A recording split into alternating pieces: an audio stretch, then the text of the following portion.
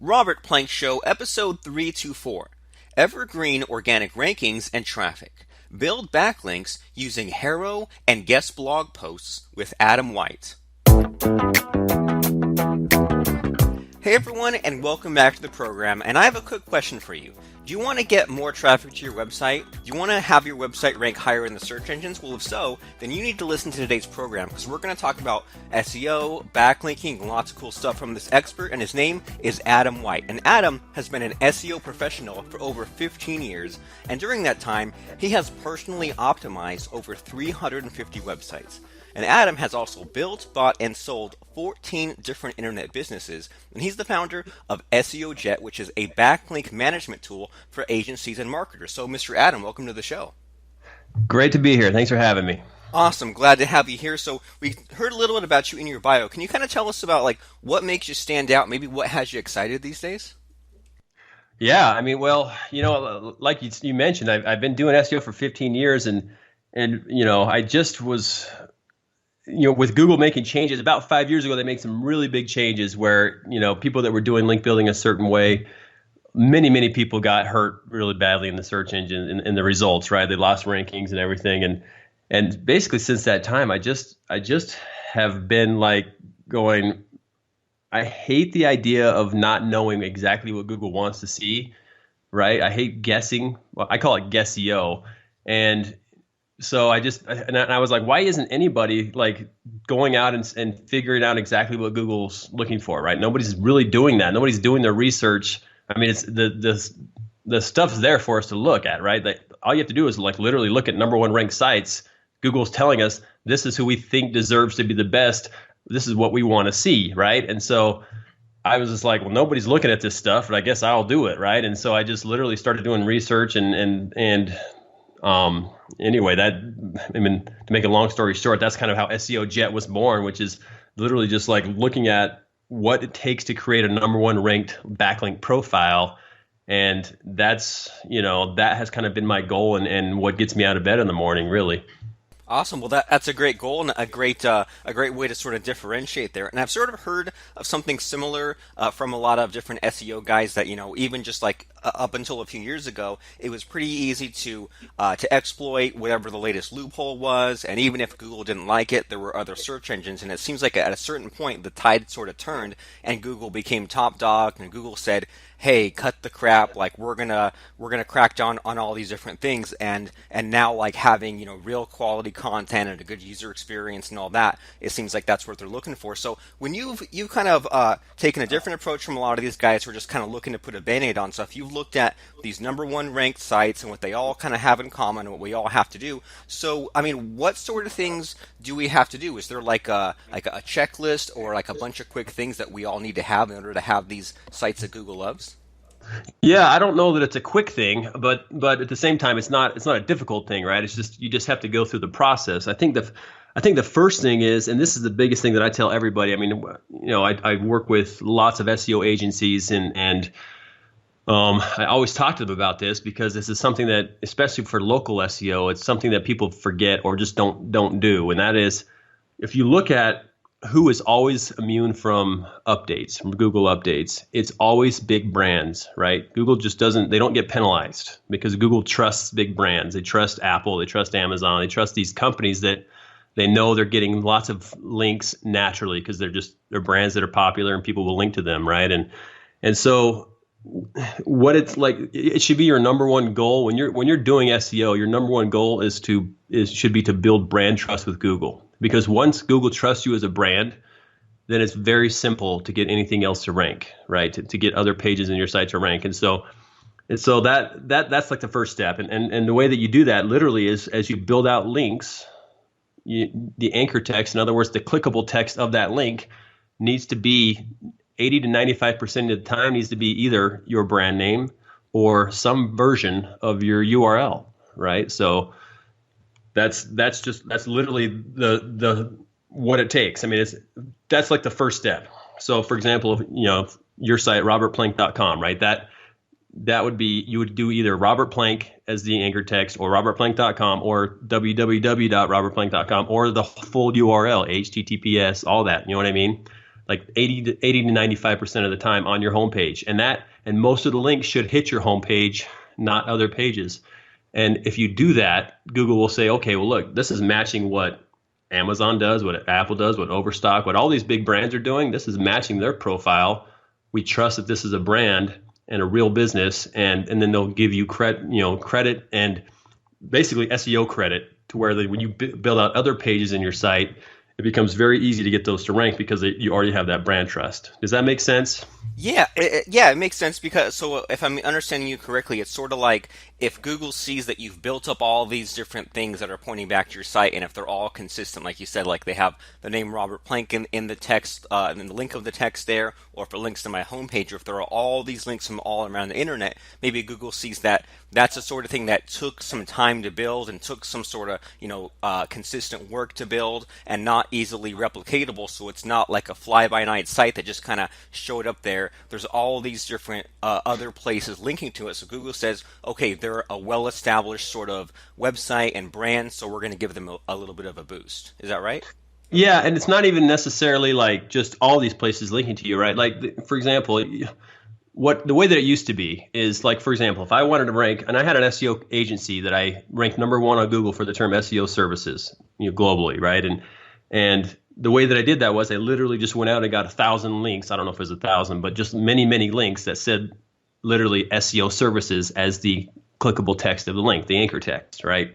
And that was all you had to do back in those days to rank. I mean, that was how you could game the system. And that was once Google figured out people were doing that, that's when they had that big update, and people that did that got penalized, right? Because it didn't look natural. It wasn't natural that you would get that many people linking to you using the key phrase as the anchor text. And so this approach is different, right? It's not a matter of getting a whole bunch of links from different places. It's a matter of getting links that say the right thing. You know what I mean? Like, 80 to 95% of those links need to say your name or your URL as the clickable text, and it needs to point to your homepage. That's how you look like you're a brand to Google. Does that make sense? Did I clear that up? Yeah, yeah, it does make sense. And so the next thing that sort of leads to for me is it makes me wonder, well, what sort of like where are these links coming from? Like what sort of websites? Because you mentioned there that like going out on like Fiverr or using some tool to like get 1,000 links, that seems to be sort of a thing in the past. And I know that a lot of people talk about like guest blog posting and things like that. So I mean, where are these links coming from? Yeah, I mean, it really just depends on what your business is, right? I mean, for me, it's easy because I own an SEO tool, right? And there's 1,000 lists of the ultimate list of SEO tools. You know what I mean? So it's very easy for me to get links to my homepage with my brand as the anchor text because of that, right? But there is that option to do guest posting on relevant blogs, right? There's thousands of blogs that want guest posts. They'll take them. They literally saying, send us your guest posts. We need them, and in every category, right? So no matter what niche your site is in, you can find good places. And then you have like the typical for local business. You have the typical citation sites like Yellow Pages or whatever those are.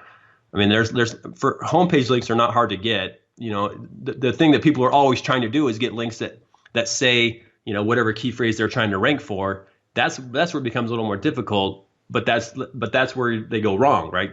The majority of your time should be spent building brand, and only a small portion of the time should be going after those key phrases. Which, again, guest posting is a very simple way to do that. But there's there's plenty of link building sources out there.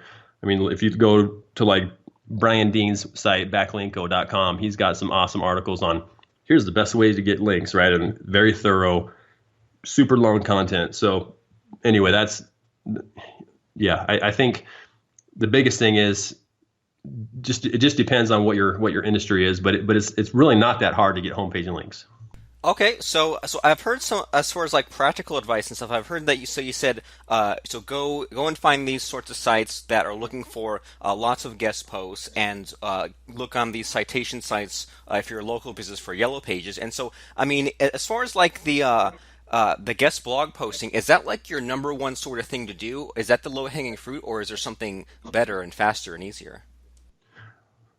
Well, I think the reality is with link building, if it's easy, it's probably not something you should really pursue because not all links are created equal, first of all, and secondly, Google really is very sensitive about that. You know what I mean? Like the last thing you want to do is go, hey, I can get 1,000 or 100 links really quick. That's easy, and then Google says, hey, all those types of links are penalized. Now you've lost rankings, right? Especially when you rely on SEO for your revenue growth. It's it can be very detrimental. So I think yes, to answer your question, guest posting for me has been the most lucrative. Well, I shouldn't say lucrative, but the most effective way to get links that move the needle, basically. Another one that I actually use is help a reporter out. If you've heard of it, but literally you can get emailed every day from people that are putting together stories and big publications, and they need sources, right? So they'll say, hey, I need a source on this topic, and I'll just respond going, oh, here's my take on that. And it doesn't get used every time, but I've gotten some. I mean, I just got a link from Fast Company, which is a huge, obviously business magazine. Like last week, I got placed on Fast Company because it was one of those I responded to. So there's some really good ones in there, and it's free. You know what I mean? It's just a matter of you taking the time to respond to them and give them a good answer. But there's really good ways to get links. Yes, for me, guest posting has been the one that I use the most because it's one that I can control, quite frankly. Okay, cool. Well, yeah, I want to sort of hear from you, like sort of like the start to finish sort of thing with the guest posting in a minute. But first, I want to talk about Help a Reporter Out since you mentioned that, because I think I signed up for that maybe 5, 6, 7 years ago, and I ended up not really knowing. Like, I think someone just told me to sign up for it, and I got a bunch of emails. I think I got like some sort of paper newsletter in the mail, and I wasn't really sure like what to do with it. It was like just like a fire hose. Amount of information and stuff like that. And so you mentioned that, so you got all these different sort of like, I guess, requests coming in, and then I'm really curious about just what led to you getting this link back from Fast Company. So these requests came in, and so you can just reply with like a one sentence or a one line sort of response, and then to kind of see what comes from that. Is that right? Well, it's like if you actually see the email, like first of all, like probably 80 to 90% of what you see in that email won't be relevant to you, right? You just kind of have to filter through it. And I've gotten good at like quickly scanning, going, okay, I look for keywords like SEO, like if someone's requesting SEO information, or even like SaaS information, or small business stuff even. I'll just really quickly look and see if it's relevant to me. And if it's something I feel like that I can add a unique take to, then I'll go ahead and reply to it.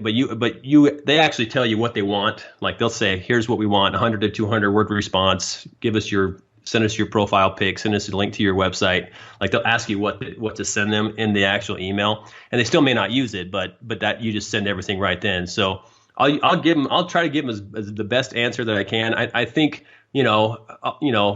quite frankly, because I'm a founder of an SEO SaaS company, right? I think that gives me an advantage because it probably adds more credibility to my answer than if didn't really have a title, right? So that probably helps a little bit, but I try to give as thorough of an answer as I can and make it unique, right? Because I'll sit there and think, okay, what is everyone going to say to this? And I'll try to give a different take on it so that they'll use it, right? So in terms of the Fast Company, they didn't even say it was Fast Company. They said it was anonymous, but somebody said, hey, I'm looking for really unique ways that you promoted yourself to get a job. And I happened to have a story about how I wrote a blog post about the TV show The Prophet, which stars Marcus Lemonis, and because of that blog post, it got his attention, and then I convinced him to let me do his SEO for him. And I made a very long story short, but so I told the people to help a reporter out that story, and then she said, hey, I'm from Fast Company. She called me up and wanted to talk more about it, and then ended up publishing my story and linking to my site. So it worked out really well for me. So that was kind of the process there. Cool. And yeah, and as you were saying that, I looked up that article on Fast Company really quick, and seeing that yeah, you were trying to get Marcus Lemonis' attention. You wrote the blog post that led to getting in contact with him and other stuff like that. And so I mean, so are these people on Help a Reporter Out, like you said, some of them are anonymous or you don't necessarily know like what company they're with. Are they all looking for like a story or something interesting? Or like, you said that you like to do a unique take, but like what are they looking for specifically so that way we don't waste a bunch of time and we end up like, everything that, or hopefully a lot of what we put out there gets published? Yeah, it just really depends. I mean, they do a pretty good job of telling you exactly what they want. They'll have a little like a one-liner, like here's what I'm looking for. Then you click on that one-liner and it takes you down to a description. So the description is pretty good, and you can get a very good idea on exactly what they're looking for. I mean, but it's just very popular to do like these expert roundup articles now, or just we need experts to tell us about this subject, whatever the hot topic of the day is. So, it just depends really, but I mean, it's pretty self-explanatory when you're looking at the emails, but I don't even pay for it. They have a free option, or at least they did when I signed up. So I get 3 or 4 emails a day, and I don't pay anything for it, and get free links out of it. Dang, I mean, that's something that I'll definitely be hopping back into and checking out, and I think everyone listening should definitely check that out as well. And so when you get those 3 or 4 emails a day, do you like commit a certain amount of time to it? Like, do you say, well, I'm going to spend 30 minutes a week writing these responses, or I'm going to make sure to do like at least 1 or 2 a week? Do you have any sort of like minimum target you're trying to hit, or is it just a matter of it comes in, you respond what you can respond to? Yeah, so the way that I look at it is, I mean, when you're doing link building is one of two things. It's going to cost you time or money, right? And you can pay somebody to do outreach for you and get the result you want, but at some point there's a law of diminishing returns, right? You can only spend so much money, and you only have so much time. So for me, I've been able to get such good links through Help a Reporter Out that I make it a priority. So and I think there's also a rule of first responders are going to have priority, right? So as soon as those emails come in, I'll look at them right away, because I want to be, if there's something in there that's relevant to me, I want to be one of the first people to respond to it. That way I can, that way I have a better chance of getting approved. So I'll literally, I mean, it doesn't take me very long. I mean, there's usually only one to respond to per email, and many emails there's none, right? But I don't think I've ever responded to 2 different things in one email. So that kind of gives you an idea of how often it'll happen. So it ends up being like 1 or 2 a day maybe that I'll actually respond to, and because typically the responses are only about 100 to 200 words, it doesn't take me very long to do it. Awesome. Yeah, that's really cool. That's a lot of really good advice in there, especially that we should try to respond to those emails as fast as possible and not, let them pile up, because I can imagine a lot of people, and this is probably what my problem was. Like, it's so many years ago, I can't even remember exactly what happened, but I imagine that probably what happened with me, the way that I think, was that these HARO emails came in, and I probably started like stockpiling them and tricking myself and saying, oh, I'll just answer like 5 at a time, 10 at a time. But then when it became, 10, 20, 30, and then they were all like weeks old, it's like, well, what an idiot I was, because I was probably missing all their deadlines, right? I was probably letting all these things pile up, and the next thing you know, they needed that article, within a day or two. So that made a lot of sense. And this is also sort of clicking for me, because I keep noticing like the same sort of people on like the roundups, or the same sort of articles on like the Fast Company, Inc. magazine, Entrepreneur, that sort of stuff. And this is making a lot of sense. It's probably the ones that are showing up over and over are the ones doing that outreach. And I really like how you had that advice where we can try to do it ourselves and maybe just answer that one email a day that's relevant. And then if we get tired of it, then we can hire someone to kind of do that outreach side of things for us. So really good stuff to know. Help a Reporter Out. I need to jump back into that. And then so kind of circling back around there, guest blog posts. So I'm really curious, just to kind of help us really understand this process in the last few minutes of this episode. Can you sort of walk us through like maybe like a guest blog post that worked out really well for you, and sort of what was the start to finish with that? Like, how did you find who to contact? What did you tell them? What did they respond with? And what did you kind of come back with? All those things. Yeah. And before I do that, because I just realized that you had asked me kind of what the SEO process was, and I only talked about the brand building on the homepage. So let me just quickly say that once you kind of focus on the homepage, then the other big thing that I do is I build what I call power pages, and that's basically like really long form content, like 2,000 plus word posts or pages that I can build a lot of links to, right? Because there's enough content to support those links. And then that's where the guest post links typically go, is to those pages. So those pages will be like my money pages that I'm really trying to target different key phrases on. The homepage, I focus mainly on the brand.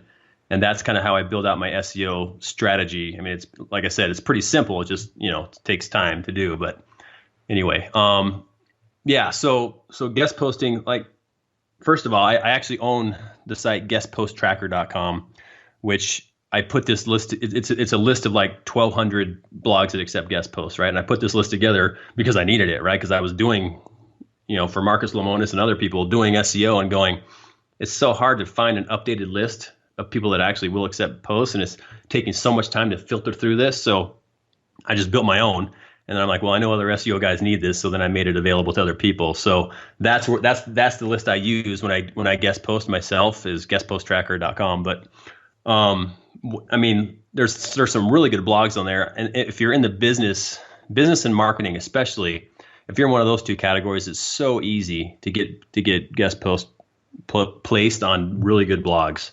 For example, business2community.com.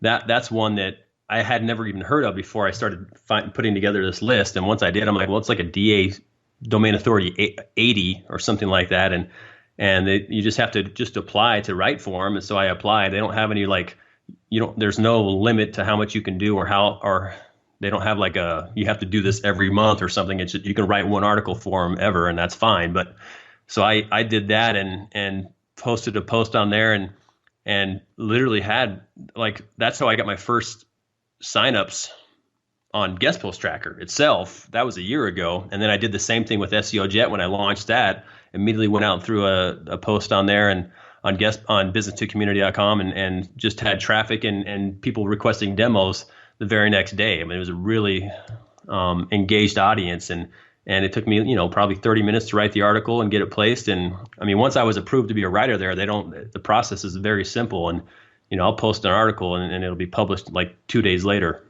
That's freaking crazy. And so I'm looking at your directory and that kind of stuff, and so yeah, like that business to community, I also never would have, even just by looking at it, I never would have imagined it was like a super high traffic site. And so when someone's looking through your directory, you mentioned that domain authority sort of score, and I'm also seeing there's like a social signals score. And so when someone's using this guestposttracker.com, what sort of like number should they be shooting for as far as like these sorts of things, like that domain authority, for example?